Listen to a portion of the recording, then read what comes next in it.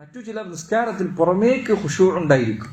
ഖുശൂ എന്നത് ശൈത്താൻ അനേകം വഴികളിലൂടെ നമ്മെ തെറ്റിക്കുന്ന കാര്യമാണ്.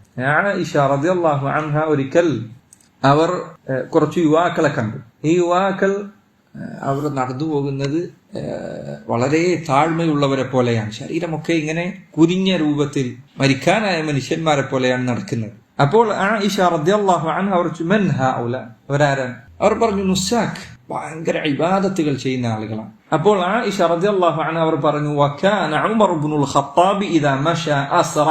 ഉമർ ഇബ്നുൽ ഖത്താബ് റളിയല്ലാഹു അൻഹു നടക്കുമ്പോൾ അദ്ദേഹം വേഗതയിലാണ് നടന്നിരുന്നത്. വഇദാ ഖാല അസ്മഅ, സംസാരിച്ചാൽ അദ്ദേഹത്തിന്റെ ശബ്ദം എല്ലാവർക്കും കേൾക്കാൻ സാധിക്കും. വഇദാ ضرب اوجع, ഒരാൾ എന്തെങ്കിലും ഒരു കാര്യത്തിന് അടിക്കേണ്ടി വന്നാൽ അടിച്ചാൽ നല്ല വേദന ഉണ്ടാകും അടിക്ക്.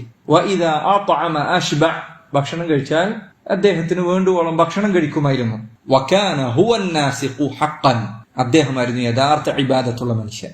കാട്ടിക്കൂട്ടലല്ല ഖുശൂ എന്ന് പറഞ്ഞാൽ. ചില ആളുകൾക്ക് ഇബാദത്തുകൾ വന്നെത്തിയാൽ അല്ലെങ്കിൽ ഹിദായത്ത് ലഭിച്ചു പിന്നെ അവന് ആകെ കാട്ടിക്കൂട്ടലാണ്, വേണ്ടാത്ത രൂപങ്ങൾ ഉണ്ടാക്കിയെടുക്കും. ചില ആൾക്കാർ നിൽക്കുമ്പോൾ നമുക്ക് സംസാരിക്കാൻ ബുദ്ധിമുട്ടുണ്ട്. ആൾക്ക് ഇങ്ങനെ സാധിക്കും, നേരെ നിൽക്കും, നേരെ നിന്ന് സംസാരിക്കും. ഈ അള്ളാഹുവിന്റെ മുന്നിലല്ലാതെ വേറെ ആളെ മുന്നിൽ കുനിയാൻ നിന്നെ ഇസ്ലാം പഠിപ്പിച്ചിട്ടില്ല.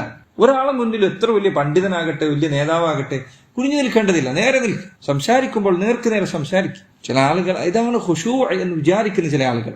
നേരെ നിൽക്കലും നേരെ സംസാരിക്കലും ഇതൊന്നും ഖുശൂഇന് എതിരല്ല. അള്ളാഹുവിനെ പേടിക്കുക എന്ന് പറഞ്ഞാൽ അതിന്റെ അർത്ഥം ഇതൊന്നുമല്ല, ഈ കാട്ടിക്കൂട്ടലല്ല. പല ആളുകളും ഈ പറഞ്ഞ കാട്ടിക്കൂട്ടലിൽ വീണു പോകാറുണ്ട്. അതുകൊണ്ടാണ് ഹുദൈഫ റളിയല്ലാഹു അൻഹു അദ്ദേഹം പറഞ്ഞു ഇയ്യാകും വഖുശൂഅൽ നിഫാഖ്, കപടന്മാരുടെ ഖുശൂഇനെ നിങ്ങൾ സൂക്ഷിക്കണം. അദ്ദേഹത്തോട് ചോദിച്ചു എന്താണ് കപടന്മാരുടെ നിഫാഖ്?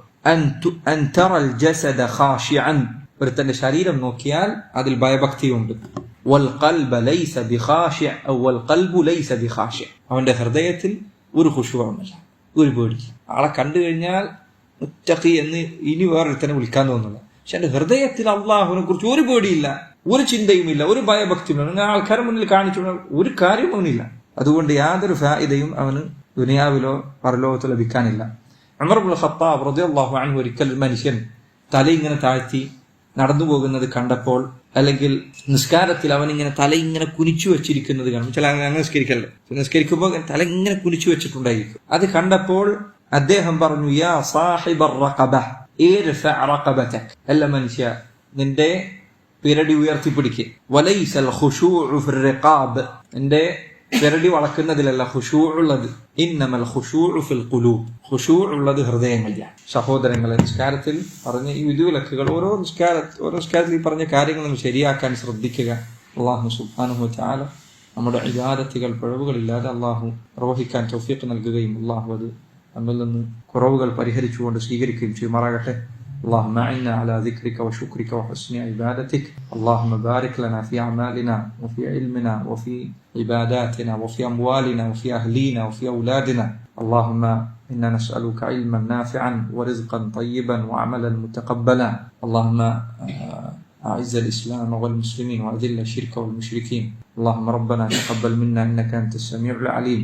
صلى الله وسلم وبارك على نبينا محمد وعلى آله وصحبه وسلم. سبحانك اللهم وبحمدك أشهد أن لا إله إلا أنت